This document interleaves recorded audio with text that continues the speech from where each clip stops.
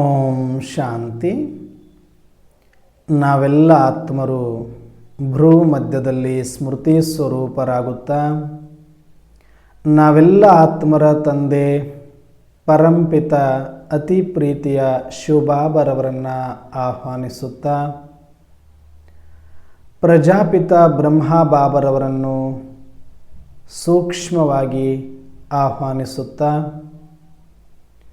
ಈ ದಿನ ವಿಶೇಷವಾಗಿ ನಿಮ್ಮೆಲ್ಲರ ಅತಿ ಪ್ರೀತಿಯ ಜಗದಂಬಾ ಸರಸ್ವತಿ ಮಮ್ಮಾರವರ ಸ್ಮೃತಿ ದಿನ ಆಗಿರುವ ಕಾರಣ ನಾವೆಲ್ಲರೂ ನಮ್ಮ ಪ್ರೀತಿಯ ಅಮ್ಮನನ್ನು ಆತ್ಮೀಯವಾಗಿ ವಿಶೇಷವಾಗಿ ಸರ್ವರೆಲ್ಲರೂ ಕೂಡಿ ಆಹ್ವಾನ ಮಾಡುತ್ತಾ ಈ ದಿನ ಈ ಒಂದು ಮಮ್ಮಾ ಸ್ಮೃತಿ ದಿನದ ವಿಶೇಷ ಈ ಒಂದು ಚಿಂತನೆಯಲ್ಲಿ ಭಾಗವಹಿಸಿರುವ ನನ್ನೆಲ್ಲ ಸಹೋದರ ಆತ್ಮರನ್ನು ಸೂಕ್ಷ್ಮವಾಗಿ ಆಹ್ವಾನಿಸುತ್ತಾ ಇವತ್ತಿನ ಚಿಂತನೆಯನ್ನು ನಾವು ಆರಂಭ ಮಾಡೋಣ.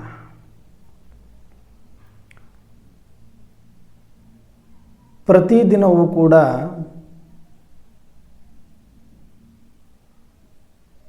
ಎದ್ದಾಗಿನಿಂದ ರಾತ್ರಿ ಮಲಗುವ ತನಕ ಒಂದಲ್ಲ ಒಂದು ಕೆಲಸ ಕಾರ್ಯಗಳಲ್ಲಿ ಸೇವೆಯಲ್ಲಿ ತೊಡಗಿಸಿಕೊಂಡು ದಿನಗಳನ್ನು ಕಳಿತಾ ನಾವೆಲ್ಲರೂ ಕೂಡ ಬಂದಿದ್ದೇವೆ. ಒಂದಷ್ಟು ಭಕ್ತಿ ಮಾರ್ಗದಲ್ಲಿ ಕಳೆದಿದ್ದೇವೆ. ಈಗ ಈ ಒಂದು ಜ್ಞಾನ ಮಾರ್ಗದಲ್ಲಿ ಬಂದ ಮೇಲೂ ಕೂಡ ಕಳೀತಾ ಇದ್ದೇವೆ. ಆದರೆ ಒಂದು ದಿನಕ್ಕಿಂತ ಇನ್ನೊಂದು ದಿನಕ್ಕಿಂತ ಮತ್ತೊಂದು ದಿನ ವಿಶೇಷ ಅನ್ನುವಾಗಿ ಮಾಡಿಕೊಳ್ಳುತ್ತಾ ಆ ಒಂದೊಂದು ಕ್ಷಣವನ್ನು ಕೂಡ ನಾವು ಶ್ರೇಷ್ಠ ಮತ್ತು ಶಕ್ತಿಯುತ ಮಾಡಿಕೊಳ್ಳುವಲ್ಲಿ ನಮ್ಮ ಪ್ರಯತ್ನ ಹೇಗಿರಬೇಕು ಮತ್ತು ಎಷ್ಟು ಪ್ರಾಮಾಣಿಕವಾಗಿರಬೇಕು ಮತ್ತು ನಮ್ಮ ಆ ತೀವ್ರತೆ ಇವಾಗ ಎಷ್ಟಿದೆ, ಇನ್ನು ಮುಂದೆ ಎಷ್ಟಾಗಬೇಕು ಅನ್ನುವಂಥ ವಿಚಾರಗಳನ್ನು ಕುರಿತಾಗಿ ನಾವು ಯಥಾರ್ಥವಾಗಿ ಚಿಂತನೆ ಮಾಡಿದರೆ ಮಾತ್ರ ಒಂದು ದೃಢ ಸಂಕಲ್ಪ ಮಾಡಿ ಇವತ್ತಿನಿಂದ ನಾವು ಜೀವನದಲ್ಲಿ ಅಳವಡಿಸಿಕೊಂಡು ಒಂದೊಂದು ದಿನದಲ್ಲಿ ಅಭೂತವಾದ ಪರಿವರ್ತನೆಯನ್ನು ಮಾಡಿಕೊಳ್ತೇವೆ ಅನ್ನುವಂಥ ದೃಢ ಪ್ರತಿಜ್ಞೆಯನ್ನು ಮಾಡುವ ಮೂಲಕ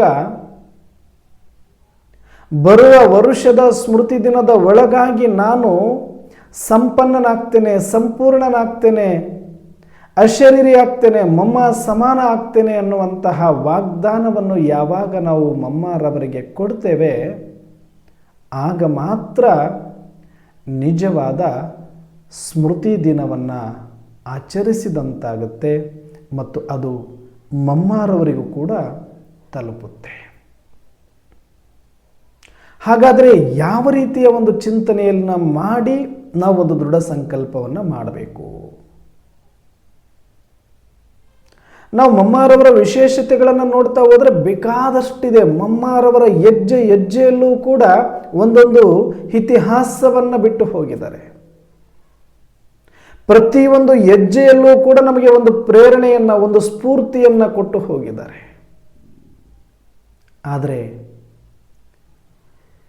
ಯಾವ ಒಂದು ಲಕ್ಷ್ಯವನ್ನು ಮಮ್ಮಾರವರು ಇಟ್ಟುಕೊಂಡು ಅಷ್ಟು ಗಂಭೀರವಾಗಿ ಮತ್ತು ಎಲ್ಲರ ಜೊತೆಗೆ ಅಷ್ಟು ಆತ್ಮೀಯವಾಗಿ ಇದ್ದುಕೊಂಡು ಅಷ್ಟೆಲ್ಲ ಜವಾಬ್ದಾರಿಯನ್ನು ನಿಭಾಯಿಸುತ್ತಾ ಅವರು ಅಷ್ಟು ಬೇಗನೆ ಸಂಪನ್ನ ಆಗಲಿಕ್ಕೆ ಸಾಧ್ಯ ಆಯಿತು ಅಂತ ನಮ್ಮನ್ನು ನಾವು ಪ್ರಶ್ನೆ ಮಾಡಿಕೊಂಡು ಒಂದಷ್ಟು ಅವಲೋಕನವನ್ನು ಮಾಡಿದಾಗ ಮಮ್ಮಾರವರ ವಿಶೇಷತೆಗಳಲ್ಲಿ ಅವರ ಲಕ್ಷ್ಯ ಏನಿತ್ತು ಅನ್ನೋದು ನಮಗೆ ಅರ್ಥ ಆಗುತ್ತೆ.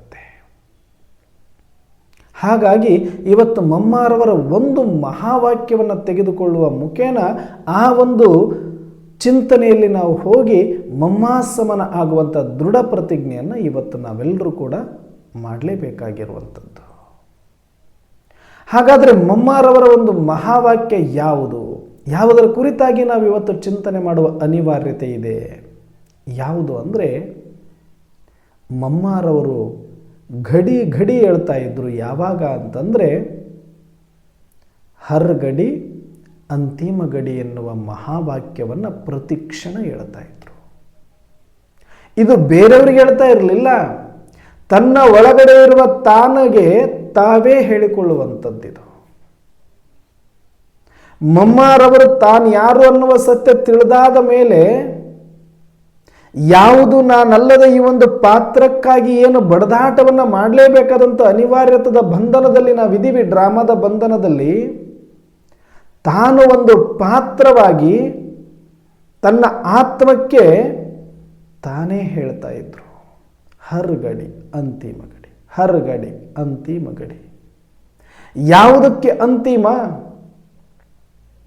ನನ್ನ ಆತ್ಮನಿಗೆ ಅಂತಿಮ ಇಲ್ಲ, ನನ್ನ ಆತ್ಮನ ಶಕ್ತಿಗೆ ಅಂತಿಮ ಇಲ್ಲ, ನನ್ನ ಆತ್ಮನ ಚೈತನ್ಯಕ್ಕೆ ಅಂತಿಮ ಇಲ್ಲ, ನನ್ನ ಆತ್ಮದ ಗುಣಗಳಿಗೆ ಅಂತಿಮ ಇಲ್ಲ, ನನ್ನ ಆತ್ಮದ ಆನಂದಕ್ಕೆ ಅಂತಿಮ ಇಲ್ಲ. ಬದಲಾಗಿ ಪಾತ್ರಕ್ಕೆ ಇದೆ,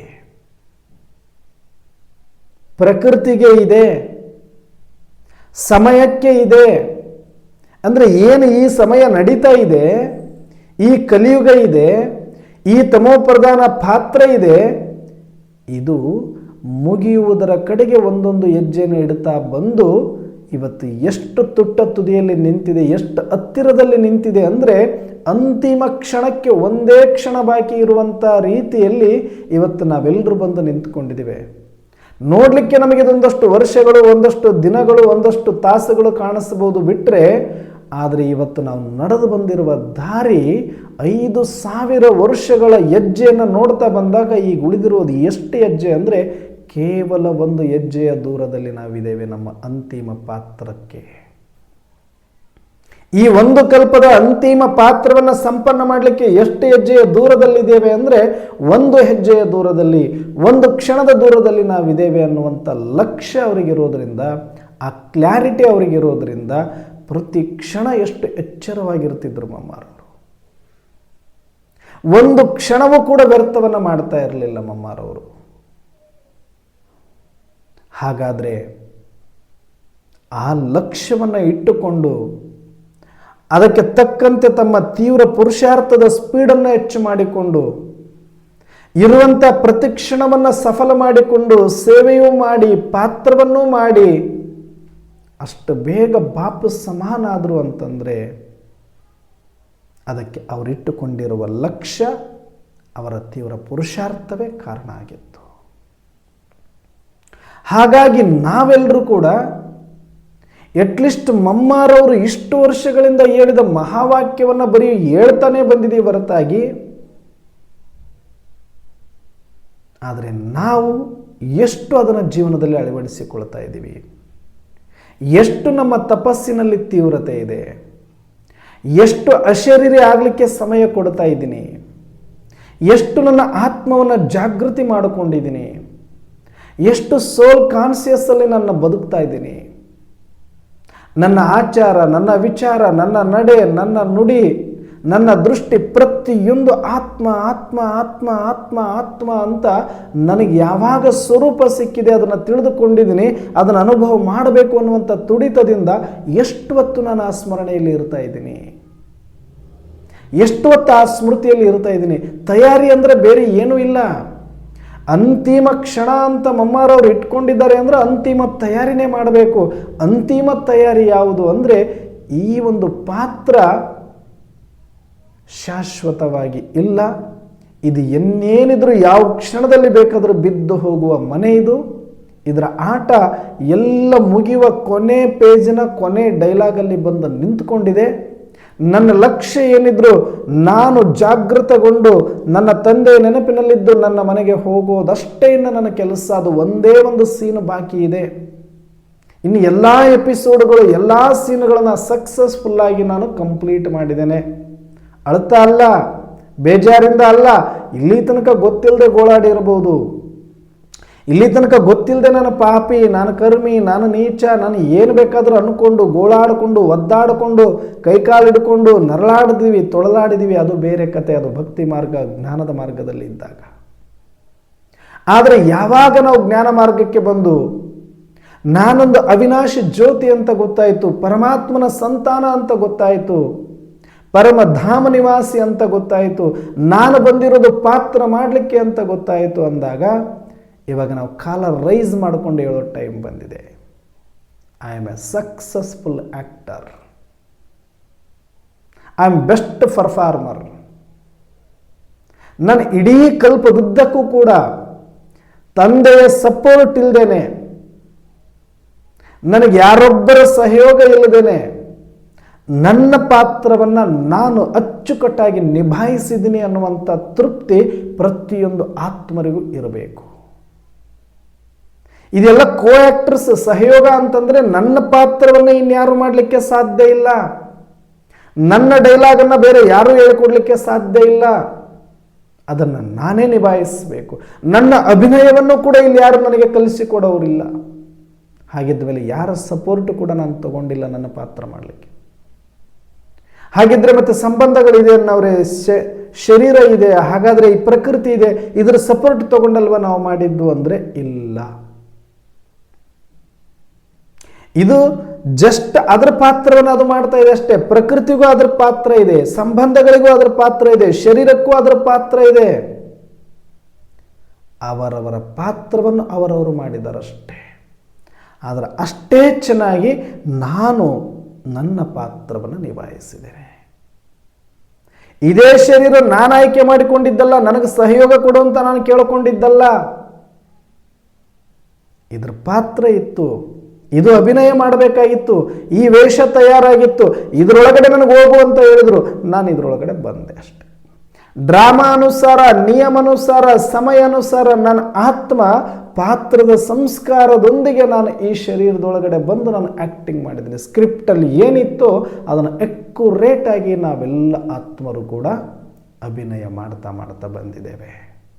ಅಂದರೆ ಇಲ್ಲಿ ಸಿಂಗಲ್ ಪ್ರತಿ ಒಂದು ಆತ್ಮನೂ ಕೂಡ ತನ್ನ ಒಂದು ಅಭಿನಯದಲ್ಲಿ ತಾನು ಪರಿಣಿತನೇ, ಸೂಪರ್ ಆ್ಯಕ್ಟರ್, ನಂಬರ್ 1 ಆ್ಯಕ್ಟರ್.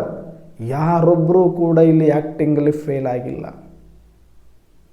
ಯಾರೊಬ್ಬರು ಕೂಡ ಇಲ್ಲಿ ಕಡಿಮೆ ಇಲ್ಲ ಆ್ಯಕ್ಟಿಂಗಲ್ಲಿ. ಎಲ್ಲ ಆತ್ಮರು ಕೂಡ ದೇವಾತ್ಮರಿಂದ, ಧರ್ಮಾತ್ಮರಿಂದ, ಮಹಾತ್ಮರಿಂದ, ಪುಣ್ಯಾತ್ಮರಿಂದ, ಪಾಪಾತ್ಮರವರೆಗೂ ಕೂಡ ಬೆಸ್ಟ್ ಆ್ಯಕ್ಟರ್ಸ್ ಅವಾರ್ಡ್ ಯಾರಿಗೆ ಕೊಡಬೇಕು ಅಂದರೆ ಎಂಟೈರ್ ಸೃಷ್ಟಿಯಲ್ಲಿರುವ ಆತ್ಮರಿಗೆ ಕೊಡಬೇಕಾಗತ್ತೆ. ಯಾಕೆ ಅಂತಂದರೆ ಈ ಸೃಷ್ಟಿಯ ನಾಟಕ ಅದ್ಭುತವಾದಂಥ ರಂಗಮಂದಿರ. ಇಲ್ಲಿ ಎಕ್ಸ್ಪರ್ಟ್ ನಾವೆಲ್ಲ ಸೋಲ್ಸ್ ಕೂಡ ಆ್ಯಕ್ಟಿಂಗ್ ಮಾಡೋದ್ರಲ್ಲಿ ಊಬಹು ಪ್ರತಿ 5,000 ವರ್ಷಕ್ಕೊಂದು ಸಲ ನಾವು ಅಚ್ಚುಕಟ್ಟಾಗಿ ಅದನ್ನು ನಿಭಾಯಿಸ್ತಾನೆ ಬರ್ತಾ ಇದ್ದೀವಿ, ಬಂದಿದ್ದೀವಿ ಕೂಡ. ಹಾಗಾಗಿ ಇಲ್ಲಿಯ ತನಕ ಏನೆಲ್ಲ ನಮಗೆ ಬೇಜಾರು, ನಮ್ಮ ಹಣೆ ಬರಹ, ನಮ್ಮ ಪಾತ್ರದ ಮೇಲೆ ನಮಗೇನು ಕೋಪ ಇತ್ತು, ಏನು ನರಳಾಟ ಇತ್ತು, ತೊಳಲಾಟ ಇತ್ತು, ಸಾಕು. ಏನಿದ್ರೂ ಕೂಡ ಅದು ಪಾತ್ರದ ಅಭಿನಯಕ್ಕಾಗಿ ಇತ್ತು, ಅಷ್ಟೇ ಅಭಿನಯ ಮಾಡಿಬಿಟ್ಟಿದ್ದೀವಿ. ಅದು ಅತ್ತು ಸತ್ತು ಕರೆದು ನಕ್ಕು ಅದು ಏನು ಸ್ಕ್ರಿಪ್ಟಲ್ಲಿ ಬಂದಿತ್ತು ಅದನ್ನು ಸ್ವೀಕಾರ ಮಾಡಿದ್ದೀವಿ. ಆ್ಯಕ್ಟಿಂಗ್ ಅಷ್ಟೇ. ನೀವು ಅದನ್ನು ನರಳಾಟ ಅಂದ್ಕೊಂಡ್ರು ಅಷ್ಟೇ, ಒರಳಾಟ ಅಂದ್ಕೊಂಡ್ರು ಅಷ್ಟೇ, ಕಣ್ಣೀರು ಅಂದ್ಕೊಂಡ್ರು ಅಷ್ಟೇ. ಅದನ್ನು ಎಷ್ಟು ವರ್ಣನೆ ಮಾಡಿಕೊಂಡು ಚೆನ್ನಾಗಿರೋದು, ಚೆನ್ನಾಗಿಲ್ಲದೆ ಇರೋದು, ಯಾವುದೇ ವರ್ಣನೆ ಕೂಡ ಅದು ಬರೀ ಪಾತ್ರ ಅಷ್ಟೇ ನೀವು ಮಾಡಿರೋದು, ಆ್ಯಕ್ಟಿಂಗ್ ನೀವು ಮಾಡಿರೋದಷ್ಟೇ. ಎಂಥ ರಿಲ್ಯಾಕ್ಸೇಷನ್ ಇದು. ನಾವು ಮಾನಸಿಕವಾಗಿ ಖಿನ್ನತೆಗೊಳಗಾಗಿದ್ದೀವಿ. ಎಷ್ಟೋ ಜನ ಶರೀರವನ್ನು ಬಿಡಬೇಕು ಅಂತೇಳಿ ಪ್ರಯತ್ನ ಮಾಡ್ತಾ ಇದ್ದಾರೆ, ಸಾಯಬೇಕು ನಾನು ಅನ್ನುವಂಥ ಸ್ಥಿತಿಯಲ್ಲಿದ್ದರು. ಕೆಲವರೆಲ್ಲ ಮಾನಸಿಕವಾಗಿ ಇವತ್ತು ಎಷ್ಟೋ ಜನ ಹಾಸ್ಪಿಟ್ಲಲ್ಲೇ ಕೊಳಿತಾ ಇದ್ದಾರೆ. ಎಷ್ಟೋ ಜನ್ಮಾಂತರದಿಂದ ನಮಗೇನೆಲ್ಲ ಪ್ರಶ್ನೆಗಳಿತ್ತು, ಯಾಕೆ ನನಗಿದು ಬೇಕಿತ್ತು, ಯಾವ ತಪ್ಪಿಗಾಗಿ ನಾನು ಹುಟ್ಟುಬಿಟ್ಟಿದ್ದೀನಿ, ಯಾಕೆ ಇವರುಗಳ ಮಧ್ಯೆ ಬಂದು ಬಿಟ್ಟಿದ್ದೀನಿ, ಯಾಕೆ ನನಗೆ ಇಷ್ಟು ಅವಮಾನ ಆಗ್ತಿದೆ, ಯಾಕೆ ನನಗಿಷ್ಟು ರೋಗಗಳು ಬರ್ತಿದೆ, ಯಾಕೆ ನನಗಿಷ್ಟು ನೋವು ತಿನ್ನಬೇಕಾಗಿದೆ. ಎಷ್ಟು ಒಬ್ಬರಲ್ಲ ಇಬ್ಬರಲ್ಲ ಯಾರು ಇವತ್ತು ಪ್ರಪಂಚದಲ್ಲಿ ಈ ಥರ ಕಣ್ಣೀರು ಹಾಕದೇ ಇರೋರು ಇಲ್ಲ ಅಂತಾನೆ ಇಲ್ಲ. ಒಂದಲ್ಲ ಒಂದು ಕ್ಷಣದಲ್ಲಿ, ಈ ಜನ್ಮ ಇಲ್ಲ ಹಿಂದಿನ ಜನ್ಮದಲ್ಲಿ ಆದರೂ ಪರವಾಗಿಲ್ಲ, ಎಲ್ಲರೂ ಇದನ್ನು ಹೇಳ್ತಾನೆ ಬಂದಿದ್ದೀವಿ, ಸಾಕು ನಮಗೆ ಈ ಜೀವನ ಸಾಕು ಅಂತ. ಆದರೆ ಯಾರಿಗೂ ಬಿಡುಗಡೆ ಆಗಿಲ್ಲ. ಈ ನಾಟಕದ ನಿಯಮಾನುಸಾರ ಎಲ್ಲರೂ ಕೂಡ ನಾವು ಪಾತ್ರ ಮಾಡಲೇಬೇಕಾಗಿತ್ತು, ಮಾಡಿ ಮುಗಿಸ್ಲೇಬೇಕಾದಂಥ ಒಂದು ಅಗ್ರಿಮೆಂಟ್ ಇತ್ತು ನಮಗೆ. ಅದನ್ನು ಸಕ್ಸಸ್ಫುಲ್ ಆಗಿ ನಾವೆಲ್ಲರೂ ಕೂಡ ನಿಭಾಯಿಸಿದ್ವಿ. ಎಷ್ಟು ರಿಲ್ಯಾಕ್ಸ್ ಆಗಬೇಕು, ಯಾವುದ್ರಿಗೂ ನಾವು ಮುಕ್ತಿ ಅಂತ ಇಲ್ಲಿ ತನಕ ಕೇಳಿದ್ವಿ. ಈ ಜಂಜಾಟ ಬೇಡ, ಈ ನರಳಾಟ ಬೇಡ, ಈ ಸಂಬಂಧಗಳು ಬೇಡ, ಈ ಪ್ರಪಂಚ ಬೇಡ. ದ್ವಾಪರದಿಂದ ಇಲ್ಲಿಯ ತನಕ ಕಲಿಯುಗದ ತಮೋ ಪ್ರಧಾನದವರೆಗೂ ಕೂಡ ಎಲ್ಲ ನೋಡಿದೀವಿ ನಾವು. ರಕ್ತದ ಓಕುಳಿ ನೋಡಿದ್ದೀವಿ, ಹೆಣಗಳ ರಾಶಿ ನೋಡಿದ್ದೀವಿ, ಪರಸ್ಪರ ದ್ವೇಷದಿಂದ ಸರ್ವನಾಶ ಆಗಿರೋದು ನೋಡಿದ್ದೀವಿ, ಎಲ್ಲ ರೀತಿಯ ರೋಗಗಳನ್ನು ನೋಡಿದ್ದೀವಿ, ಎಲ್ಲ ರೀತಿಯ ನರಳಾಟ, ತೊಳಲಾಟ, ಬಳಲಾಟಗಳನ್ನು ನೋಡಿ ಆಗಿದೆ. ಸಾಕು ಸಾಕು ಅಂತ ಅನಿಸಿ ಹೋಗಿತ್ತು. ಆದರೆ ಇಷ್ಟು ಬೇಗ ಇದಕ್ಕೆ ಇತಿಶ್ರೀ ಆಡ್ತೀವಿ ಈ ಪಾತ್ರಕ್ಕೆ ಅಂತ ನಮಗೆ ಗೊತ್ತಿರಲಿಲ್ಲ. ಇನ್ನೇನು ಮಕ್ಕಳ, ಕಣ್ಣು ಮುಚ್ಚಿ ಕಣ್ಣು ತೆರೆಯೋದ್ರಲ್ಲಿ ನಿಮ್ಮ ಈ ಜನ್ಮದ ಪಾತ್ರ ಮುಗಿಯೋದಿದೆ ಅಂತ ಪರಮಾತ್ಮ ಬಂದು ಹೇಳಿದ ಮೇಲೆ ಅಟ್ಲೀಸ್ಟ್ ಇವಾಗಾದರೂ ರಿಲ್ಯಾಕ್ಸ್ ಅನುಭವ ಮಾಡಬೇಕಲ್ಲ. ಜ್ಞಾನ ಸಿಗದೇ ಇರೋರು ಬೇಡ, ಅವ್ರು ಇನ್ನೂ ಒದ್ದಾಡ್ತಾ ಇದ್ದಾರೆ ಅನ್ನೋದು ಅರ್ಥ ಇದೆ. ಜ್ಞಾನ ಸಿಕ್ಕಾದ ಮೇಲೆ ಇವತ್ತಿಗೂ ನಾವು ಅಣಿ ಬಡ್ಕೊಳ್ತೀವಿ ಅಂದರೆ, ಇವತ್ತಿಗೂ ಕಣ್ಣೀರಾಗ್ತೀವಿ ಅಂದರೆ, ಇವತ್ತಿಗೂ ನಮ್ಮ ಒಂದು ಪಾತ್ರದ ಮೇಲೆ ನಮಗೆ ಜಿಗುಪ್ಸೆ ಇದೆ ಅಂತನ್ನೋದಾದರೆ ಇನ್ನೂ ಅರ್ಥ ಮಾಡ್ಕೊಂಬೇಡಿ. ನಿಮ್ಗೆ ಈ ಒಂದು ಜ್ಞಾನದ 1% ಸತ್ಯವೂ ಕೂಡ ನೀವಿನ್ನೂ ಅರ್ಥ ಮಾಡ್ಕೊಂಡಿಲ್ಲ. ಅಣ್ಣವ್ರೆ, ನಾನು ಶರೀರಲ್ಲ ಆತ್ಮ ಅಂತ ಗೊತ್ತಾಗಿದೆ, ಉಪಯೋಗ ಇಲ್ಲ. ಪರಮಾತ್ಮನ ಮಗು ಅಂತ ಗೊತ್ತಾಗಿದೆ, ಉಪಯೋಗ ಏನು ಬಂತು? ಪರಮಧಾಮ ನಿವಾಸಿ ಅಂತ ಗೊತ್ತಾಗಿದೆ, LKG UKG ಮಕ್ಕಳಿಗೆ ತೋರಿಸ್ಬಿಟ್ಟು ಒಂದ್ಸಲ ಹೇಳಿದ್ರೆ ರಿಪೀಟ್ ಮಾಡ್ತವೆ. ಅದು ಏನು ದೊಡ್ಡ ವಿಷಯ ಇದೆ? ಬಾಯಾಟ ಮಾಡಿ ಹೇಳು ಅಂದ್ರೆ ಮಕ್ಕಳು ಹೇಳ್ಬಿಡ್ತವೆ. ಆ ಥರ ಗೊತ್ತು ಮಾಡ್ಕೊಳ್ಳೋದ್ರಿಂದ ಆ ಥರ ಕೋರ್ಸಾಗಿ 20 ವರ್ಷ 30 ವರ್ಷ ಆಗಿದ್ರು ಏನೂ ಉಪಯೋಗ ಇಲ್ಲ. ನಾನು ಆತ್ಮ ಅಂತ ಗೊತ್ತಾಗಿದೆ ಅಂತ ಯಾವಾಗ ನಾವು ಹೇಳಬೇಕು ಅಂತಂದರೆ, ಯಾವಾಗ ನೀವು ಜ್ಞಾನ ಮಾರ್ಗಕ್ಕೆ ಬಂದು ಎಷ್ಟು ವರ್ಷ ಆಯಿತು ಅಂದರೆ ನಾವು ಹೇಳ್ತೀವಿ 10 ವರ್ಷ 20 ವರ್ಷ 30 ವರ್ಷ ಅಲ್ಲ.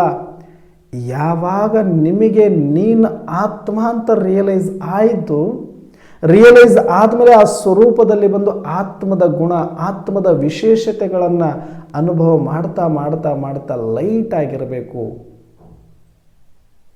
ನಿಮಗೆ ನೀವು ಪವರ್ಫುಲ್ ಅಂತ ಅನಿಸಿರಬೇಕು, ನಿಮಗೆ ನೀವು ಪ್ಯೂರ್ಫುಲ್ ಅಂತ ಅನಿಸ್ಬೇಕು. ನಾನು ಆತ್ಮ ಚೈತನ್ಯ, ನಾನು ಆತ್ಮ ಪವಿತ್ರ, ನಾನು ಆತ್ಮ ಶಕ್ತಿ ಸ್ವರೂಪ, ನಾನು ಆತ್ಮ ಆನಂದ ಸ್ವರೂಪ ಅಂತ ಸದಾಕಾಲ ಆ ಆತ್ಮದ ಆನಂದದೊಳಗಡೆ ಯಾರು ಇದ್ದಾರೆ, ಯಾರು ನಾನು ಸದಾ ಅವಿನಾಶಿ ಅಂತ ತಿಳಿದಿದ್ದಾರೆ, ಈ ಪಾತ್ರದ ಗೊಡವೆ, ಪಾತ್ರದ ಒಂದು ಭಯ ಯಾರಿಗಿಲ್ಲವೋ, ನನ್ನ ಆತ್ಮ ಅಂದ್ರೆ ಅಷ್ಟು ಅದ್ಭುತ ಶಕ್ತಿ, ಅಷ್ಟು ಚೈತನ್ಯ ಶಕ್ತಿ, ಅಷ್ಟು ಅವಿನಾಶಿ ಶಕ್ತಿ, ನನ್ನನ್ನು ಯಾರು ಕೂಡ ಇಲ್ಲಿ ಏನೂ ಮಾಡಲಿಕ್ಕಾಗಲ್ಲ ಅನ್ನುವಂಥ ಒಳಗಡೆ ಕಾನ್ಫಿಡೆನ್ಸ್ ಯಾರಿಗೆ ಬಿಲ್ಡ್ ಆಗಿದೆ, ಯಾರಿಗೀಗ ಆ ಆತ್ಮಸ್ಥೈರ್ಯ ಬಂದಿದೆ, ಅವರು ಮಾತ್ರ ಹೇಳ್ಬೋದು ನಾವು ಜ್ಞಾನಕ್ಕೆ ಬಂದು ಇಷ್ಟು ವರ್ಷ ಆಯಿತು, ನಾನು ಜ್ಞಾನದಲ್ಲಿ ಇದ್ದೀನಿ ಅಂತ ಹೇಳಬಹುದು.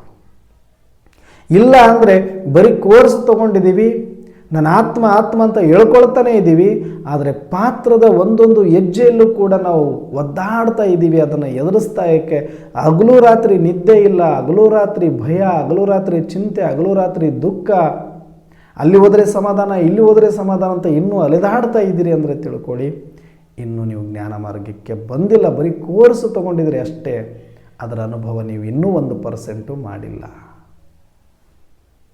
ಅದಕ್ಕೆ ಇವತ್ತಾದರೂ ನಾವು ಒಂದು ದೃಢ ಪ್ರತಿಜ್ಞೆ ಮಾಡಲೇಬೇಕು. ಮಮ್ಮಾರವರ ಲಕ್ಷ್ಯ ಹೇಗಿತ್ತೋ ಲಕ್ಷಣವು ಹಾಗೆ ಆಯಿತು. ಹಾಗೆ ನನ್ನ ಲಕ್ಷಣ ಕೂಡ ಕರೆಕ್ಟ್ ಆಗಿದ್ದರೆ ನನ್ನ ಲಕ್ಷಣವು ಕೂಡ ಕರೆಕ್ಟ್ ಆಗಲೇಬೇಕು. ಇದು ಫಾರ್ಮುಲಾ, ಸೂತ್ರ ಇದು. ನೀವು ಫಾರ್ಮುಲಾ ಕರೆಕ್ಟಾಗಿ ಹಚ್ಕೊಂಡಿದ್ರೆ ಮಾತ್ರ ಆನ್ಸರ್ ಕರೆಕ್ಟಾಗಿ ಬರುತ್ತೆ.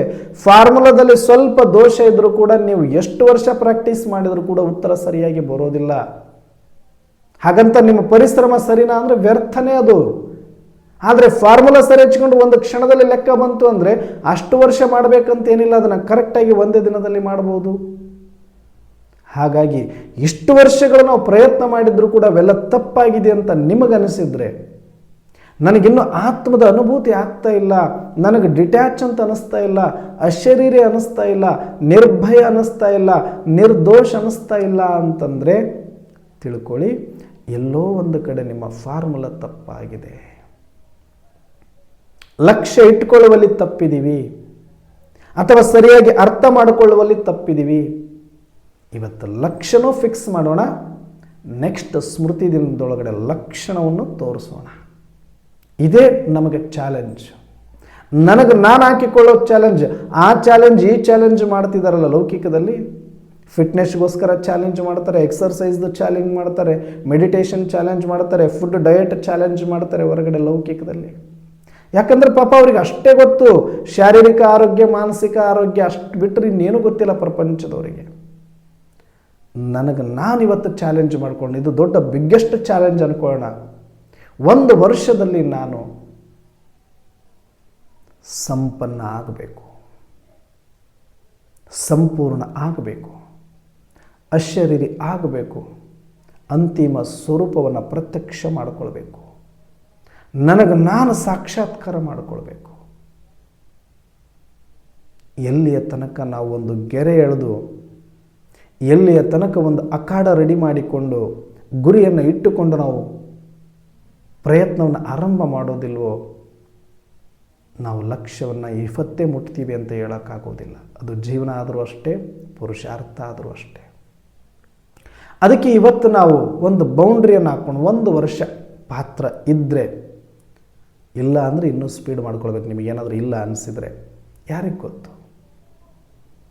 ಆದರೆ ಪ್ರಯತ್ನ ಎಷ್ಟು ತೃಪ್ತಿ ಇರುತ್ತೆ ಅಂದರೆ, 1 ವರ್ಷ ಡ್ರಾಮಾದಲ್ಲಿ ಪಾತ್ರಕ್ಕೆ ಅವಕಾಶ ಇದ್ದರೆ ಸಂಪನ್ನ ಆಗೋ ಲೆವೆಲ್ಗೆ ನಾನು ಪುರುಷಾರ್ಥ ಮಾಡ್ತೀನಿ ಅಂತ ಹಾಕ್ಕೊಂಡ್ರೆ ಅಟ್ಲೀಸ್ಟ್ ನಮ್ಮ ಪಾತ್ರದಲ್ಲಿ ಮ್ಯಾಕ್ಸಿಮೈಸ್ ಆದರೂ ಮಾಡ್ಕೊಳ್ಬೋದು ನಾವು ಈಗಿರುವಂಥ ಸ್ಥಿತಿಯನ್ನು. ಆದರೆ ಮಮ್ಮಾರವ್ರು ನಮ್ಮಷ್ಟು 1 ವರ್ಷ 6 ತಿಂಗಳ 3 ತಿಂಗಳ ಇಟ್ಕೊಳ್ಳಿಲ್ಲ. ಅವ್ರ ಲಕ್ಷ್ಯ ಈ ಕ್ಷಣನೇ ನಾನು ಶರೀರ ಬಿಡಬಹುದು ಅಂದರೆ ಈ ಕ್ಷಣದಲ್ಲಿ ನಾನು ಸಂಪನ್ನ ಸ್ಥಿತಿಯಲ್ಲೇ ಇರಬೇಕು. ಇಲ್ಲ ಇವಾಗ ಒಂದು ದಿನ ಇರ್ತೀನಿ, ಮತ್ತೆ ನಾನು ಒಂದು 2 ದಿನ ಹಂಗೆ 2 ದಿನ ಹಿಂಗೆ 2 ದಿನ ಹಂಗೆ 2 ದಿನ ಹಿಂಗೆ ಇರ್ತೀನಿ ಅಂದರೆ ಯಾವ ಕ್ಷಣದಲ್ಲಿ ನೀನು ಬೇಕಾದರೂ ಶರೀರ ಬಿಡಬಹುದು. ಅಂತಿಮ ಸ್ವರೂಪ ಅಂತಮತಿ ಸೋ ಗತಿ ಅಂತ ಹೇಳ್ತೀವಿ. ಹಾಗಂತಂದರೆ ಅಂತಿಮದಲ್ಲಿ ನಿನ್ನ ಗತಿ ಏನಾದರೂ ಕೆಟ್ಟಿತ್ತು ಅಂದರೆ, ಮತಿ ಕೆಟ್ಟಿತ್ತು ಅಂದರೆ ಗತಿನೂ ಕೂಡ ಕೆಟ್ಟು ಬಿಡುತ್ತೆ. ಅರ್ಥಾತ್ ನಿನ್ನ ಸ್ಮೃತಿ ಸರಿಯಾಗಿರಲಿಲ್ಲ, ನಿನ್ನ ಸ್ಥಿತಿ ಸರಿಯಾಗಿರಲಿಲ್ಲ ಅಂತಿಮದಲ್ಲಿ ಅಂದರೆ ನಿನ್ನ ಪ್ರಾರಬ್ಧವು ಕೂಡ ನೀನೇ ಕೆಡಿಸ್ಕೊಳ್ತೀಯ. ಅಯ್ಯೋ ಅಣ್ಣವರೇ, ನಾವು ಶರೀರ ಬಿಡುವಾಗ ಚೆನ್ನಾಗಿದ್ರೆ ಆಯ್ತಲ್ಲ ಅಂತಂದರೆ ಆ ಸಮಯಕ್ಕಾಗಿಯೇ ನಾವು ಇಷ್ಟೆಲ್ಲ ಪುರುಷಾರ್ಥ ಮಾಡಿ ಆ ಸ್ಥಿತಿಯನ್ನು ಸ್ಟೇಬಲ್ ಆಗಿ ಇಟ್ಕೊಳ್ಳೋದೇ ಪುರುಷಾರ್ಥ ಆಗಿರೋದ್ರಿಂದ ಮಮ್ಮಾರವರು ಹರ್ಗಡಿ ಅಂತಿಮ ಗಡಿ ಅನ್ನುವಂಥ ಮಹಾವಾಕ್ಯವನ್ನು ಸದಾ ಸ್ಮೃತಿಯಲ್ಲಿಟ್ಟುಕೊಂಡು ಯಾವ ಕ್ಷಣವನ್ನು ಕೂಡ ನಾನು ಅಲಕ್ಷ್ಯ ಮಾಡಬಾರದು. ಒಂದೊಂದು ಕ್ಷಣವೂ ನನ್ನ ಅಂತಿಮ ಗಳಿಗೆ ಅಂತೇಳಿ ಫುಲ್ ಫೋರ್ಸ್ ಹಾಕಿ ಪುರುಷಾರ್ಥ ಸೇವೆಯನ್ನು ಮಾಡಿ ಭಾಗ್ಯವನ್ನು ಪಡ್ಕೊಳ್ಬೇಕು ಅಂತ ದಾದಿಗರೆಲ್ಲರೂ ಕೂಡ ಪ್ರಯತ್ನ ಪಟ್ಟಿದ್ದರು. ಹಾಗಾಗಿ ಸುದೈವ ನಮ್ಮದೆಲ್ಲರದು ಕೂಡ ಯಜ್ಞದಲ್ಲಿ ಇಷ್ಟು ದೀರ್ಘಕಾಲ ನಮಗೆ ಬದುಕಲಿಕ್ಕೆ ಅವಕಾಶ ಸಿಕ್ಕಿದೆ. ಇಷ್ಟು ಸುದೀರ್ಘವಾದ ಯಜ್ಞದಲ್ಲಿ ಅನೇಕ ಮಹಾರಥಿಗಳನ್ನು ನೋಡುವ ಅವಕಾಶ ಸಿಕ್ಕಿದೆ, ಅನುಭವ ಕೇಳುವ ಅವಕಾಶ ಸಿಕ್ಕಿದೆ. ಇದಕ್ಕಿಂತ ಇನ್ನೇನು ಬೇಕು ನಮಗೆ? ಸುದೈವ ಸ್ವಯಂ ಸೃಷ್ಟಿಕರ್ತ ಪರಮಾತ್ಮ ತಂದೆಯೇ ಬಂದದ್ದು ನಮಗೆ ಗೊತ್ತಾಯಿತು. ಯಾವ ಶರೀರದಲ್ಲಿ ಬಂದಿದ್ದಾರೆ ಗೊತ್ತಾಯಿತು. ಅವರು ಎಂತೆಂಥ ತ್ಯಾಗ ಪರಿಶ್ರಮಗಳನ್ನು ಮಾಡಿದರೆ ನಮ್ಮ ಕಣ್ಣೆಲ್ಲ ಉದಾಹರಣೆಗೆ ಸಹಿತ ನಾವು ನೋಡಿ ಬಂದಿದ್ದೀವಿ. ದಾದಿಗಳೆಲ್ಲರ ತಪಸ್ಸು ಕಣ್ಣು ಮುಂದೆ ಕಟ್ಟಿದಂಗೆ ಯಾವುದೋ 100 ವರ್ಷದ ಕತೆ, 5,000 ವರ್ಷದ ಕತೆ ಅಲ್ಲ. ಇದು ಕೇವಲ ನಮ್ಮ ಕಣ್ಣು ಮುಂದೆ ನಡೆದಿರ್ತಕ್ಕಂಥ ಅವರು ಜೀವನ, ನಮ್ಮ ಥರ ಇರುವಂಥ ಜೀವನವನ್ನು ಮಾಡಿ ಹೆಂಗೆ ಸಂಪನ್ನ ಆದರು ಅನ್ನುವಂಥ ಕಣ್ಣಿಗೆ ಕಟ್ಟಿದಂಗೆ ಬದುಕಿ ತೋರಿಸಿದ್ದಾರೆ ದಾದಿಗಳು. ಇದನ್ನು ಕಣ್ಣಾರೆ ಕಂಡಿದ್ದೀವಿ. ಇನ್ನು ಕಾಣಬೇಕಾಗಿರೋದು ಏನಿದೆ? ನಾವು ಚೇಂಜ್ ಆಗಬೇಕು, ನಾನು ಸಂಪನ್ನ ಆಗಬೇಕಂದ್ರೆ ಇದಕ್ಕಿಂತ ಇನ್ನೇನು ಒಬ್ಬ ಪರಮಾತ್ಮ ಸರ್ವಶಕ್ತಿವಂತ ಏನು ಮಾಡಿಸ್ಲಿಕ್ಕೆ ಸಾಧ್ಯ ಇದೆ ನಮಗಾಗಿ ಹೇಳಿ? ಎಂಥ ಕರುಣಾಮಯಿ ಪರಮಾತ್ಮ, ದಯಾಸಾಗರ ಪರಮಾತ್ಮ ಅಂತ ಎಷ್ಟು ಮಹಿಮೆ ಮಾಡಿದರೂ ಕೂಡ ಯಾಕೆ ಬಾಬಾರವ್ರದ್ದು ಮಹಿಮೆ ಕಡಿಮೆ ಅನಿಸುತ್ತೆ ಅಂದರೆ, ನಾನು ಪುರುಷಾರ್ಥ ಮಾಡಿ ಸಂಪನ್ನ ಆಗಲಿಕ್ಕೆ ಏನು ಬೇಕು ಎಲ್ಲವನ್ನೂ ಮಾಡಿ ಆಗಿದೆ. ಎಲ್ಲನೂ ಮಾಡಿದರೆ ಅದನ್ನೇ ಮಾಡ್ತಾ ಹೋದ್ರೆ ಅದೊಂದು ಬೇರೆ ಕ್ಲಾಸ್ ಆಗಿಬಿಡುತ್ತೆ. ಈಗ ಹಾಗಾಗಿ ಇಷ್ಟೆಲ್ಲ ಮಮ್ಮಾರವರಿಗೆ ಸಿಕ್ಕಿದ ಅಲ್ಪ ಸಮಯ. ಅವ್ರಿಗೆ ಉದಾಹರಣಾ ಮೂರ್ತಿಗಳು ಯಾರೂ ಇರಲಿಲ್ಲ. ಬರೀ ಜ್ಞಾನವನ್ನು ತೆಗೆದುಕೊಂಡು ಅದರ ಆಧಾರದ ಮೇಲೆ ತಮ್ಮ ತೀವ್ರತೆಯನ್ನು ಮಾಡಿಕೊಂಡು ತಾವು ಸಂಪನ್ನ ಆಗಬೇಕಿತ್ತಷ್ಟೇ. ಇವತ್ತು ನಮ್ಮ ಸುದೈವ ಏನು ಅಂದರೆ, ನಮಗೆ ಬ್ರಹ್ಮಬಾಬರವರ ಉದಾಹರಣೆ ಇದೆ, ಮಮ್ಮಾರವರ ಉದಾಹರಣೆ ಇದೆ. ಅವತ್ತು ಬ್ರಹ್ಮಬಾಬಾ ಏನು ಸಂಪನ್ನ ಬ್ರಹ್ಮಾರವರನ್ನು ಮಮ್ಮಾರವರು ನೋಡಲೇ ಇಲ್ಲ, ಸಂಪೂರ್ಣ ಬ್ರಹ್ಮಾರವ್ರನ್ನ ನೋಡೋಕ್ಕಾಗಲೇ ಇಲ್ಲ. ಪುರುಷಾರ್ಥಿ ಬ್ರಹ್ಮಬಾಬರವ್ರನ್ನ ಅವ್ರು ನೋಡಿದ್ದಷ್ಟೇ. ಅವರಿಗಿಂತ ಮುಂಚೆನೇ ಇವರು ಸಂಪನ್ನಾಗಿ ಹೋಗಿದ್ರು, ನಂಬರ್ 1 ಲಕ್ಷ್ಮಿಯಾಗಿ ನಿಂತ್ಕೊಂಡ್ಬಿಟ್ರು. ಆದರೆ ನಾವು ಸಂಪೂರ್ಣ ಬ್ರಹ್ಮ ಹೇಗಿದ್ರು ಗೊತ್ತು, ಸಂಪೂರ್ಣ ಮಮ್ಮ ಹೇಗಿದ್ರು ಗೊತ್ತು, ಸಂಪೂರ್ಣ ದಾದಿಯರು ಹೇಗಾದರೂ ಗೊತ್ತು. ಹೆಜ್ಜೆ ಹೆಜ್ಜೆಯಲ್ಲೂ ಕೂಡ ಅಂಗ ಸಂಘದಲ್ಲಿ ಬೆಳೆದು ಅಷ್ಟು ಸುದೀರ್ಘವಾದ ಮುರಳಿಗಳು ಸಿಕ್ತು ನಮಗೆ. ಮಮ್ಮಾರವರಿಗೆ ಅವ್ಯಕ್ತ ವಾಣಿಗಳಂದ್ರೆ ಏನು ಗೊತ್ತೇ ಇಲ್ಲ. ಅವರಿಗೆ ಅವ್ಯಕ್ತ ವಾಣಿಗಳಲ್ಲಿ ಏನಿತ್ತು ಅನ್ನೋದು ಅವರಿಗೆ ಗೊತ್ತಿಲ್ಲ. ಅವ್ಯಕ್ತ ವಾಣಿ ಅವ್ರು ಕೇಳೋಕ್ಕೆ ಆಗಲಿಲ್ಲ. ಅಷ್ಟು ಬೇಗ ಅವಶ್ಯಕತೆನೇ ಬೆಳೆದಿರೋಷ್ಟರ ಮಟ್ಟಿಗೆ ಅವಾಗಲೇ ಸಂಪನ್ನ ಆಗಿ ಹೋದರು. ಆದರೆ ನಮಗೆ ಸಾಕಾರ ಮುರಳಿ, ಅವ್ಯಕ್ತ ಮುರಳಿ, ಶಿವಬಾಬಾ, ಬ್ರಹ್ಮಬಾಬಾ, ಮಮ್ಮಾರವರು, ದಾದಿಯರೆಲ್ಲರೂ ಇಷ್ಟು ಸುದೀರ್ಘ ಯಜ್ಞ ನೋಡುವ ಅವಕಾಶ, ಇಷ್ಟು ಸಾಧನಗಳ ಒಂದು ಸೇವೆ ಸಹಯೋಗ ನಮಗೆ ಸಿಗ್ತಾ ಇದೆ. ಇವತ್ತು ನೀವೆಲ್ಲೋ ಇದ್ದು ನಾನೆಲ್ಲೋ ಇದ್ದು ಇವತ್ತು ಈ ಮಾಧ್ಯಮದ ಮುಖಾಂತರ ಇಷ್ಟು ಚಂದ ನಾವು ಕೂತ್ಕೊಂಡು ಅನುಭವಗಳನ್ನು ಹಂಚಿಕೊಳ್ಳುವಂಥ ಒಂದು ಸುದೈವ ನಿಮಗೆ ಸಿಕ್ಕಿದ್ದು ಮಮ್ಮಾರವ್ರಿಗೂ ಇರಲಿಲ್ಲ ಈ ವ್ಯವಸ್ಥೆ. ಬಾಬಾರವರು ಎಲ್ಲೋ ಇರುವಂಥ ಮಕ್ಕಳನ್ನು ಭೇಟಿಯಾಗಬೇಕು ಅಥವಾ ಮಾತನಾಡಬೇಕು ಅಂತಂದರೆ ಅಂಚೆ ಮುಖಾಂತರ ಒಂದು ಪತ್ರವನ್ನು ಬರೆದು ಯೋಗಕ್ಷೇಮವನ್ನು ಕೇಳುವಂಥ ಕಾಲ ಅದು. ಆದರೆ ಇವತ್ತು ಒಂದೊಂದು ಕ್ಷಣದಲ್ಲಿ ಎಲ್ಲಿದ್ದರೂ ಕೂಡ ನಾವು ಇಂಟರ್ನ್ಯಾಷನಲ್ ಲೆವೆಲಲ್ಲೂ ಕೂಡ ಅನುಭವ ಮಾಡಲಿಕ್ಕೆ ಅವಕಾಶ ಕೊಟ್ಟಿರುವಂಥ ಈ ಸಾಧನಗಳನ್ನು ಇಟ್ಟುಕೊಂಡು, ಇಷ್ಟೆಲ್ಲ ಯಜ್ಞದ ಇತಿಹಾಸವನ್ನು ಇಟ್ಟುಕೊಂಡು, ಇದಾದ ಮೇಲೂ ಕೂಡ ನಾವು ಎಚ್ಚರ ಆಗಲಿಲ್ಲ, ನಮ್ಮ ತೀವ್ರತೆಯನ್ನು ಸ್ಪೀಡ್ ಮಾಡಿಕೊಳ್ಳಿಲ್ಲ ಅಂದ್ರೆ ಒಂದು ಅರ್ಥ ಮಾಡ್ಕೊಂಬಿಡೋಣ, ಇದು ನಮಗಲ್ಲ ಅಂತ. ನಮಗೆ ನಾವೇ ಸೆಲ್ಫ್ ರಿಸೈನ್ ಮಾಡ್ಬೋದು ಅಷ್ಟೇ. ಇದು ನನಗಲ್ಲ, ಇದು ಇನ್ನು ನನ್ನ ಕೈಲಿ ಆಗಲ್ಲ ಅಂತ ನಾವು ಒಪ್ಕೊಂಡು ಸುಮ್ಮನೆ ಸೋತು ಇವಾಗಲೇ ಬೆಡ್ಶೀಟ್ ಹಾಕ್ಕೊಳ್ಳೋದು ಒಳ್ಳೆಯದು. ಇಲ್ಲ ನಾನು ಮಾಡಲೇಬೇಕು, ನನಗಿದು ಸಾಧ್ಯನೇ ಇದೆ ಅಂದರೆ ಇನ್ನು ಬಹಳ ಟೈಮ್ ಇಲ್ಲ. ಇಲ್ಲಿ ತನಕ ನೆಗ್ಲಿಜೆನ್ಸಿ ಮಾಡ್ದಂಗೆ ಇನ್ನು ಮುಂದೆ ಮಾಡಿದ್ರೆ ಇದು ಆಗೋ ಮಾತಲ್ಲ.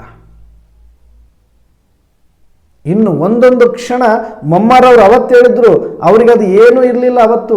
ಆದರೆ ಇವತ್ತು ನಾವು ಎಲ್ಲವನ್ನು ನೋಡೋದು ಬಾಕಿ ಇದೆ. ಇನ್ನು ಇವತ್ತು ಏನೆಲ್ಲ ಸಾಧನಗಳು ಇಷ್ಟು ಯಾಕೆ ಸಿಕ್ಕಿದೆ ಅಂದರೆ ನಾಳೆ ಪರಮಾತ್ಮನ ಮೇಲೆ ಕಂಪ್ಲೇಂಟ್ ಕೊಡಬಾರದು ನಾವು ಅಂತ.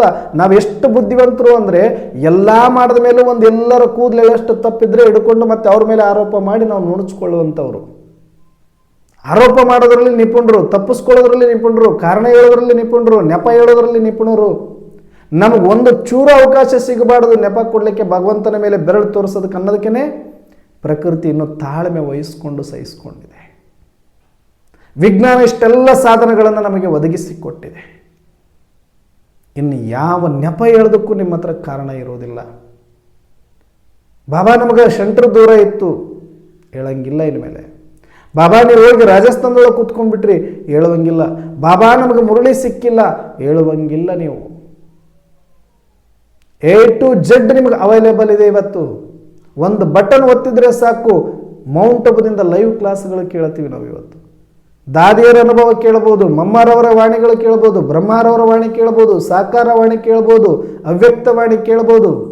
ಎಷ್ಟೆಲ್ಲ ಹಿರಿಯರೆಲ್ಲ ಟೀಚರ್ಸ್ಗಳಿದ್ರೆ ಅವರ ಅನುಭವ ಕೇಳ್ಬೋದು. ಎಲ್ಲಿ ನೀವೆಲ್ಲಿದ್ರೆ ಅಲ್ಲೇ. ಅವಕಾಶ ಇದ್ದಾಗ ಸೇವಾ ಕೇಂದ್ರಗಳಲ್ಲಿ ಹೋಗಿ ಕೇಳೋಕ್ಕೆ ಸಾಕಷ್ಟು ಸೇವಾ ಕೇಂದ್ರಗಳಾಗಿದೆ. ಇವಾಗ ಹೆಜ್ಜೆಲ್ಲೂ ಸೇವಾ ಕೇಂದ್ರಗಳಿದೆ. ಮನೆ ಹತ್ತಿರದಲ್ಲೂ ಬೀದಿಯಲ್ಲೂ ಇವತ್ತು ಬಾಬಾರವರ ಮನೆಗಳಾಗಿದೆ. ಇನ್ನು ಯಾವ ನೆಪ ಹೇಳಿ ತಪ್ಪಿಸ್ಕೊಳ್ಳೋದು ನಾವು?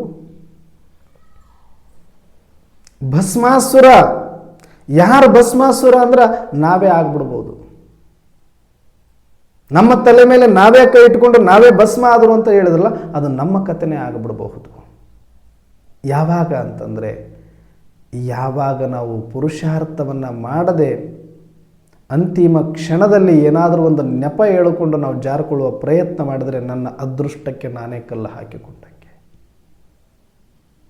ಹಾಗಂದ ಮಾತ್ರಕ್ಕೆ ಪಾತ್ರೆ ಎಲ್ಲವೂ ಕೂಡ ನಾವು ಅಂದುಕೊಂಡಂಗಿರಬೇಕು ಇರಲ್ಲ. ಪಾತ್ರೆ ಎಲ್ಲವೂ ಚೆನ್ನಾಗೇ ಇದ್ದು ಬಿಡಬೇಕು ಇರಲ್ಲ. ಡ್ರಾಮಾ ಅನುಸಾರ ಪಾತ್ರದಲ್ಲಿ ಏನಿದೆ ಅದು ಆಗಲೇಬೇಕು. ಪ್ರಕೃತಿಯಿಂದ ತೊಂದರೆ ಇರಬಹುದು, ಶಾರೀರಿಕ ತೊಂದರೆ ಇರ್ಬೋದು, ಸಂಬಂಧಿಕ ತೊಂದರೆ ಇರ್ಬೋದು, ಅಧಿಕಾರ ಅಂತಸ್ತು ಎಲ್ಲ ರೀತಿಯ ತೊಂದರೆಗಳಾಗಬಹುದು. ನಮಗೆ ನೆಪ ಹೇಳುವಂಗೆ ಇಲ್ಲ ನಾವು. ಯಾಕಂದರೆ ಯಾರು ಆತ್ಮಿಕ ಸ್ಥಿತಿಯಲ್ಲಿದ್ದು ಈ ಗುಹೆಯಲ್ಲಿ ಕೂತಿದರೆ ಇಲ್ಲಿ ಮಾತ್ರ ಪ್ರೊಟೆಕ್ಷನ್ ನಮಗೆ. ಇದು ಮಾತ್ರ ಎಲ್ಲ ಬಾಂಬ್ ಪ್ರೂಫ್, ಆಪತ್ತು ಪ್ರೂಫ್, ಇಲ್ಲಿದ್ದರೆ, ನಿಮ್ಮ ಸ್ವಸ್ಮೃತಿಯಲ್ಲಿ ಇದ್ದರೆ, ಆ ಸ್ವಸ್ಮೃತಿಯ ರಕ್ಷಾ ಕವಚ, ಪರಮಾತ್ಮನ ನೆನಪಿನ ರಕ್ಷಾ ಕವಚವನ್ನು ಯಾರು ಹಾಕ್ಕೊಂಡು ಕೂತಿದ್ದಾರೆ ಅವರು ಮಾತ್ರ ಡಬಲ್ ಬುಲೆಟ್ ಪ್ರೂಫಲ್ಲಿ ಇರ್ತಾರೆ, ಅವ್ರು ಮಾತ್ರ ಸುರಕ್ಷಿತವಾಗಿರ್ತಾರೆ. ಇನ್ನು ಹೊರಗೆ ಎಲ್ಲಿ ಬಂದರೂ ಕೂಡ, ಒಂದು ಕ್ಷಣ ಆಚೆ ಬಂದರೂ ಕೂಡ ಕಂಡಲ್ಲಿ ಕೊಂಡು. ಹೆಂಗೆ ಈಗ ಯುದ್ಧ ನಡೀತಾ ಇದೆ, ಇರಾನ್ ಇಸ್ರೇಲ್ ಯುದ್ಧದ ಸೈರನ್ ಆಗ್ತಿದ್ದಂಗೆ ಎಲ್ಲಿ ಹೋಗ್ತಾರೆ ಅವರು? ಬಂಕರ್ಗಳಲ್ಲಿ ಓಡೋಕೆ ಕೂತ್ಕೋಬೇಕು. ನೆಪ ಹೇಳಿದ್ರಿ ಅಂದರೆ ಬಂದು ಬೀಳುತ್ತೆ. ಸ್ವಲ್ಪ ಆಚೆ ಇದ್ದರೂ ಸಾಕು, ಯಾವ ಕ್ಷಣದಲ್ಲಿ ಬೇಕಾದ್ರೂ ಸುಟ್ಟು ಹೋಗ್ಬೋದು, ಯಾವ ಕ್ಷಣದಲ್ಲಿ ಬೇಕಾದ್ರೆ ನಿಮ್ಮ ಮೇಲೆ ಬಾಂಬುಗಳು ಬೀಳಬಹುದು. ಎಲ್ಲಿ ಹೋಗ್ತಾರೆ ಅವರು? ಬಂಕರ್ಗಳಲ್ಲಿ ಓಡೋದು. ಇದು ಸ್ಥೂಲ ಯುದ್ಧ, ಇದು ಸ್ಥೂಲ ಪ್ರಾಕ್ಟೀಸ್. ಅವ್ರು ಹೋಗೋದಕ್ಕೆ ಒಂದು ಕ್ಷಣ ಯೋಚನೆ ಮಾಡಿದ್ರು, ಒಂದು ಕ್ಷಣ ಏನಾದರೂ ನೆಪಗಳು ಹೇಳಿದ್ರು ಅಂತಂದ್ರೆ ಅಲ್ಲಿ ನೆಪ ಕೇಳಿಸ್ಕೊಳ್ಳೋಕೆ ಯಾರಲ್ಲ, ಸೀದಾ ಬುಲೆಟ್ ಬರುತ್ತೆ, ಬೀಳುತ್ತೆ, ಸುಟ್ಟು ಹೋಗ್ಬೇಕು ಅಷ್ಟೇ, ಬೇರೆ ದಾರಿ ಇಲ್ಲ. ಹೇಗೋ ಹಾಗೆ ಇನ್ನು ಮುಂದೆನೂ ಕೂಡ ಹೊರಗಡೆ ಶರೀರ ರಕ್ಷಣೆ ಮಾಡ್ಕೊಳ್ಳೋದಕ್ಕೆ ಅಷ್ಟೊಂದು ಪ್ರಯತ್ನ ಪಡಬೇಕಾಗಿದೆ. ಹೋಗಿ ಬಂದು ಎಕ್ಸರ್ಸೈಸ್ ಅದು. ಬಂಕರ್ ಒಳಗೆ ಹೋಗು ಓಡ್ಕೊಂಡು ಬಾ, ಬಂಕರ್ ಒಳಗೆ ಹೋಗು ಓಡ್ಕೊಂಡು ಬಾ. ಮೊನ್ನೆ ಒಂದು ಯಾವುದೋ ವಿಡಿಯೋದಲ್ಲಿ ಒಂದು ಇಂಟರ್ವ್ಯೂ ನೋಡ್ತಾ ಇದ್ವಿ ನಾವು. ಅಂದರೆ ಯುದ್ಧದ ಸಮಾಚಾರ ಹೆಂಗೆಂಗಿದೆ, ಏನೇನಿದೆ ಸ್ವಲ್ಪ ಸೂಕ್ಷ್ಮವಾಗಿ ಅರ್ಥ ಮಾಡ್ಕೊಳ್ಳೋ ಸಲುವಾಗಿ. ಒಬ್ಬರು ಇಂಡಿಯನ್ಸ್ ಇಸ್ರೇಲಿಗೆ ಹೋಗಿದ್ದಾರೆ. ನಮ್ಮ ದೇಶ ಅಂದರೆ ನಾವು ಬಹಳ ಶಾಂತವಾಗಿದ್ದೀವಿ. ಇವತ್ತು ನಮಗೆ ಯಾಕಾದ್ರೆ ಅರಿವಿಲ್ಲ ಅಂತಂದರೆ ಜಾಸ್ತಿ ನಮ್ಮ ದೇಶದಲ್ಲಿ ಅಂಥ ಪರಿಸ್ಥಿತಿಗಳು ಇನ್ನೂ ತನಕ ಬಂಕರ್ಗಳಂದ್ರೇನು ನಾವು ಯಾರು ಪುಣ್ಯಕ್ಕೆ ಸುದೈವದ ನೋಡೇ ಇಲ್ಲ ನಾವು. ಯಾಕಂದರೆ ಮೇಲಿಂದ ಮೇಲೆ ಯುದ್ಧ ಮಾಡುವಂಥದ್ದಾಗಲಿ ಅಥವಾ ಆ ರೀತಿಯ ಸನ್ನಿವೇಶಗಳನ್ನು ಸೃಷ್ಟಿಸಿಕೊಳ್ಳುವಂಥದ್ದು ಭಾರತದ ಜಾಯಮಾನವೇ ಅಲ್ಲ. ನಾವು ಸಾಧ್ಯವಾದಷ್ಟು ಶಾಂತಿ ಪ್ರಿಯರ, ಯಾರೇನು ಕೇಳ್ತಾರೋ ಅವ್ರಿಗೆ ಕೊಟ್ಟು ಯುದ್ಧದಲ್ಲಿ ನಾವು ತೃಪ್ತಿ ಪಟ್ಕೊಂಡು ಎಲ್ಲರನ್ನೂ ಒಪ್ಕೊಂಡು ಬಂದಿರುವಂಥ ದೇಶ ನಮ್ಮದು ಭಾರತ ದೇಶ.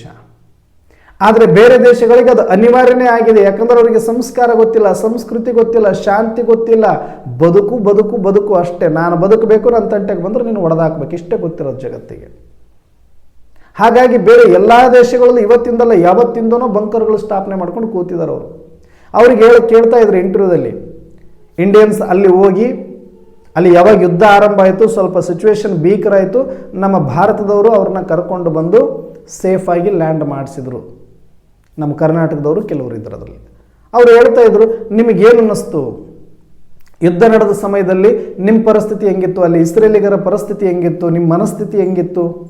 ಒಂದಷ್ಟು ಸೈಕಾಲಜಿಕಲ್ ಪ್ರಶ್ನೆಗಳನ್ನು ಅವ್ರು ಕೇಳಿದಾಗ ಅವ್ರು ಹೇಳ್ತಾ ಇದ್ರು, ನಿಜಕ್ಕೂ ನಮ್ಗೆ ಆಶ್ಚರ್ಯ. ನಾವೇನೋ ಸುಮ್ಮನೆ ನೋಡಬೇಕು ಅಂತ ಹೋಗಿದ್ವಿ, ಯಾವುದೋ ಕೆಲಸದ ಮೇಲೆ ನಿಮಿತ್ತ ಹೋಗಿದ್ವಿ.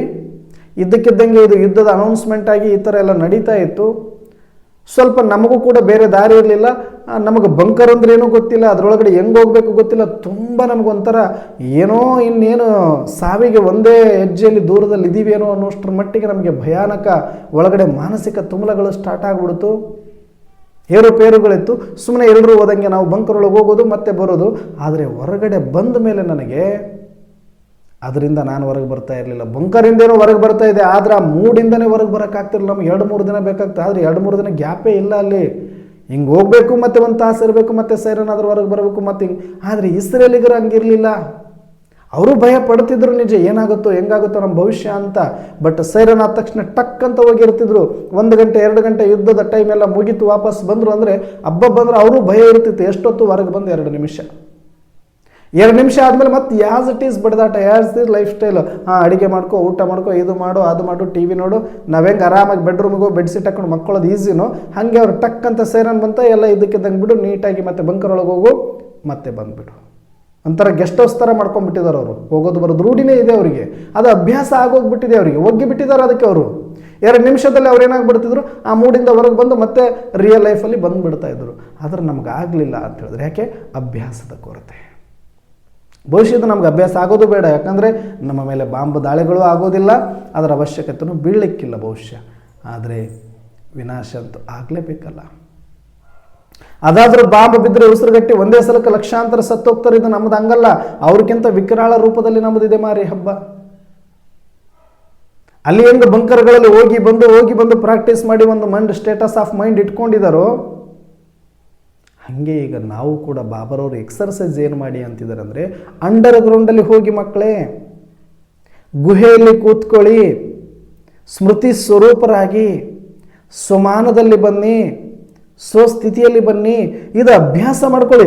ಅಪ್ಪಿ ತಪ್ಪಿ ಸ್ವಲ್ಪ ಹೊರಗಡೆ ಬಂದ್ರಿ, ನಾನು ಎಚ್ಚರಿಕೆ ಕೊಟ್ಟ ಮೇಲೆ ಸ್ವಲ್ಪ ಹೊರಗಡೆ ಬಂದ್ರಿ ಅಂದರೆ ಯಾವ ಕ್ಷಣದಲ್ಲಿ ಬೇಕಾದರೂ ನೀವು ಸುಟ್ಟು ಭಸ್ಮ ಆಗೋಗ್ಬೋದು. ಅರ್ಥಾತ್ ನಿಮ್ಮ ಸ್ಥಿತಿಯಿಂದ ಮಾಯೆಗೆ ವಶವಾಗಿ ಎದುರುಕೊಂಡು ಭಯದಲ್ಲಿ ಬಂದು ಪೂರ್ತಿ ಸ್ಥಿತಿಯನ್ನು ಕೆಡಿಸ್ಕೊಂಡು ಬಿಡ್ಬೋದು ನೀವು. ಅದಕ್ಕೆ ಬಾಬಾರವರು ಎಚ್ಚರಿಕೆ ಯಾವಾಗಲೂ ಸದಾ ಕೊಡೋದೇನೆಂದರೆ ಸದಾ ಸ್ಮೃತಿ ಸ್ವರೂಪರಾಗಿ, ಸದಾ ಗುಹೆಯಲ್ಲೇ ಇರಬೇಕು ನಾವು. ಅವ್ರು ಬಂದು ಹೋಗಿ ಮಾಡ್ತಾರೆ, ನೀವು ಬರದೇ ಬೇಡ ಹೊರಗಡೆ ಅಂತ. ಯಾಕಂದ್ರೆ ಹೊರಗಡೆ ಎಲ್ಲೂ ಸುರಕ್ಷಿತ ಇಲ್ಲ. 24/7 ಇಲ್ಲಿರೋದೇ ಅಭ್ಯಾಸ ಮಾಡ್ಕೊಳ್ಬಿಡಿ. ಅದನ್ನೇ ಅಡುಗೆ ಮನೆ ಮಾಡ್ಕೊಂಬಿಡಿ, ಅದನ್ನೇ ಬೆಡ್ರೂಮ್ ಮಾಡ್ಕೊಂಬಿಡಿ, ಅದನ್ನೇ ಬಾತ್ರೂಮ್ ಮಾಡ್ಕೊಂಬಿಡಿ. ಅಷ್ಟೇ ನೀವು ಅಲ್ಲೇ ಇರಬೇಕು, ಹೊರಗಡೆ ಬರಲೇಬೇಡಿ. ಎಲ್ಲ ಸ್ಥೂಲ ಸೂಕ್ಷ್ಮ ವಾತಾವರಣ ಕೆಟ್ಟು ಹೋಗಿದೆ. ಈಗ ನಿಮಗೆ ಉಳಿಗಾಲನೇ ಇಲ್ಲ. ನೀವು ಸ್ವಸ್ಮೃತಿಯಲ್ಲಿ ಇದ್ದರೆ ಮಾತ್ರನೇ ಇಲ್ಲಿ ಉಳಿಗಾಲ ಅಷ್ಟೇ. ಅವ್ರು ಮಾತ್ರ ಬಚಾವ್. ಬಂಕರು ಅಲ್ಲಿ ಓದೋರು ಬಚಾವ್ ಆಗೋದಿಲ್ಲ, ಎಲ್ಲರೂ ಸುಟ್ಟು ಹೋಗ್ತಾರೆ. ಆದರೆ ಇಲ್ಲಿ ಇರೋರಿಗೆ ಮಾತ್ರವೇ ಈ ಭಯ, ಈ ದುಃಖ, ಈ ಚಿಂತೆ, ಈ ಹಾಹಾಕಾರ, ಈ ಚೀರಾಟ, ಈ ಹಾರಾಟ, ಇದು ಯಾವುದರ ಪ್ರಭಾವಕ್ಕೂ ನಾವು ಒಳಗಾಗಬಾರ್ದು. ಅಂದರೆ ನಮ್ಮ ಸ್ವಭಾವದಲ್ಲಿ ಇರೋದು ಅಭ್ಯಾಸ ಮಾಡಿಕೊಳ್ಳಿ ಅಂತ ಹೇಳಿದ್ದಾರೆ. ಇದನ್ನೇ ಮಮ್ಮಾರವರು ಚಾಚು ತಪ್ಪದೆ ಹರ್ ಗಡಿ ಅಂತಿಮ ಗಡಿ, ಅಂದರೆ ಅಲ್ಲಿ ಅಂತಿಮ ಕ್ಷಣ ಅಂತ ಹೆಂಗೆ ಸೇರನಾದ ತಕ್ಷಣ ಒಳಗಡೆ ಹೋಗ್ತಾರೆ, ಮಮ್ಮಾರವರು ಅದನ್ನು ಪ್ರತಿ ಕ್ಷಣ ನನ್ನ ಅಂತಿಮದ ಕ್ಷಣ ಅಂತ ತಿಳಿದು ಸದಾ ಸ್ಮೃತಿ ಸ್ವರೂಪರಾಗಿ ಒಂದು ಕ್ಷಣ ಸಿಕ್ಕರೂ ಸಾಕು ನಾವು ಕೆಲಸ ಮಾಡುವ ಮಧ್ಯದಲ್ಲಿ ಟಕ್ಕಂತ ಯೋಗ ಜೋಡಿಸಿಬಿಟ್ಟು ಪರಮಧಾಮದ ಸ್ಮೃತಿಯಲ್ಲಿ, ಅನಾದಿ ಸ್ಮೃತಿಯಲ್ಲಿ ಇರುವಂಥ ಅಭ್ಯಾಸವನ್ನು ಮಮ್ಮ ಮಾಡಿ ಮಾಡಿ ಮಾಡಿ ಮಾಡಿ ಅದೇ ಸ್ಥಿತಿಯಲ್ಲಿ ಸ್ಥಿತರಾಗಿ ಸಂಪನ್ನ ಆಗಿಬಿಟ್ರು ಬೇಗ. ಆದರೆ ನಮಗೆ ಆವಾಗ ಏನು ಬೇಕಾದರೂ ಆಗಬಹುದು. ಇನ್ನು ಮುಂದಿನ ದಿನಗಳು ಇಷ್ಟು ಈಸಿ ಇರೋದಿಲ್ಲ. ಈ ಫೆಸಿಲಿಟಿಗಳು ಯಾವುದು ಕೂಡ ಇನ್ನು ಮುಂದೆ ಬಹಳ ದಿನ ಉಳಿಯೋದಿಲ್ಲ. ಹಾಗಾಗಿ ನಾವು ಪರಾವಲಂಬಿಗಳಾಗಿ ಪರಾಧೀನರಾದಿವಿ. ಅಂದರೆ ಈ ವಿಜ್ಞಾನದ ಸಾಧನಗಳಾದರೂ ಅಷ್ಟೇ, ಯಾರ್ದಾದ್ರೂ ಕ್ಲಾಸ್ಗಳಿಗಾದರೂ ಅಷ್ಟೇ, ಯಾವುದರ ಮೇಲಾದರೂ ನಾವು ಬರೀ ಅವಲಂಬನೆ ಆದ್ವಿ ಅಂತಂದರೆ ನಾವು ಸಂಪನ್ನ ಆಗಲಿಕ್ಕೆ ಆಗೋದಿಲ್ಲ. ಒಂದೇ ಒಂದರ ಮೇಲೆ ನಾವು ಅಧೀನ, ಯಾವುದರ ಮೇಲೆ ಅಂದರೆ ನಮ್ಮ ಸ್ವಾಧೀನ ಆಗಬೇಕಷ್ಟೇ. ನಾವು ಸ್ವಾಧೀನರಾಗಿದ್ದುಕೊಂಡು ಸ್ವಾವಲಂಬಿಗಳಾಗಿಕೊಂಡು ನನ್ನ ಮೇಲೆ ಮಾತ್ರ ನಾನು ನಂಬಿಕೆ ಇಟ್ಟುಕೊಂಡು ಒಳಗಡೆ ನನ್ನ ಸ್ಮೃತಿ, ಪರಮಾತ್ಮನ ಸ್ಮೃತಿ, ಪರಮಧಾಮದ ಸ್ಮೃತಿ, ಈ ಸ್ವಸ್ಮೃತಿಯಲ್ಲಿ ಇದ್ದಾಗ ಮಾತ್ರನೇ ನಾನು ಸುರಕ್ಷಿತವಾಗಿ ಇದ್ದು ಸಂಪನ್ನ ಆಗಲಿಕ್ಕೆ ಸಾಧ್ಯ ಇದೆ. ಹಾಗಾಗಿ ನಾವು ಇವತ್ತು ಎಲ್ಲರೂ ಕೂಡ ಒಂದು ಪ್ರತಿಜ್ಞೆಯನ್ನು ಮಾಡೋಣ. ಸಾಧ್ಯವಾದಷ್ಟು ಮಮ್ಮಾರವರ ಹಾಗೆ ಒಂದೊಂದು ಕ್ಷಣವನ್ನು ಕೂಡ ಸಫಲ ಮಾಡಿಕೊಂಡು ಸದಾ ಅನಾದಿ ಸ್ಮೃತಿಯ ಅಭ್ಯಾಸದಲ್ಲಿದ್ದು ಈ ಭ್ರುಕುಟಿಯ ಸ್ವಸ್ಮೃತಿಯ ಗುಹೆಯಲ್ಲೇ ನಾವು ಇದ್ದುಕೊಂಡು ಮುಂದೆ ಬರುವಂಥ ಆಪತ್ತಿನ ಸಮಯದಲ್ಲಿ ನಾವು ಸೇಫ್ ಆಗಿರ್ತೇವೆ ಮಮ್ಮ, ಆದಷ್ಟು ಬೇಗ ನಾವು ಸಂಪನ್ನ ಆಗ್ತೇವೆ ಮಮ್ಮ ಅಂತ ಇವತ್ತು ಪ್ರತಿಜ್ಞೆಯನ್ನು ಮಾಡುವ ಮೂಲಕ ದೃಢ ಸಂಕಲ್ಪ ಮಾಡಿ ಇನ್ನು ಮುಂದಿನ ಒಂದೊಂದು ಕ್ಷಣವನ್ನು ಸಾರ್ಥಕವನ್ನಾಗಿ ನಿರ್ಭಯರನ್ನಾಗಿ ನಾವು ಬದುಕಿ ತೋರಿಸಿದಾಗ ಮಾತ್ರ ನಿಜವಾಗಲೂ ಮಮ್ಮಾರವರಿಗೆ ನಾವು ಸ್ಮೃತಿ ಸುಮನಗಳನ್ನು ಅರ್ಪಿಸಿದಂತಾಗತ್ತೆ ಅನ್ನುವಂಥ ಒಂದು ಕಳಕಳಿಯಿಂದ ನನ್ನ ಸಹಿತವಾಗಿ ತಾವೆಲ್ಲರೂ ಕೂಡ ಇವತ್ತು ಈ ಪ್ರತಿಜ್ಞೆಯನ್ನು ಮಾಡೋಣ. ನಾವೆಲ್ಲರೂ ಆದಷ್ಟು ಬೇಗ ಸಂಪನ್ನರಾಗಿ ಬಾಬರವರನ್ನು ಪ್ರತ್ಯಕ್ಷ ಮಾಡಲಿಕ್ಕೆ ಬಲಗೈಗಳಾಗೋಣ ಅನ್ನುವಂಥ ಮಾತನ್ನು ಹೇಳ್ತಾ ಇವತ್ತಿನ ಈ ಒಂದು ಮಮ್ಮಾರವರ ಸ್ಮೃತಿಯ ದಿನ ನಮ್ಮೆಲ್ಲರಿಗೂ ಸ್ಫೂರ್ತಿಯ ದಿನವಾಗಲಿ. ಇನ್ನು ಮುಂದಿನ ಒಂದೊಂದು ಕ್ಷಣಗಳು ಸಾರ್ಥಕ ಮಾಡಿಕೊಳ್ಳುವಂಥ ಸುಂದರ ಅವಕಾಶ ನಮಗೆ ಒದಗಲಿ.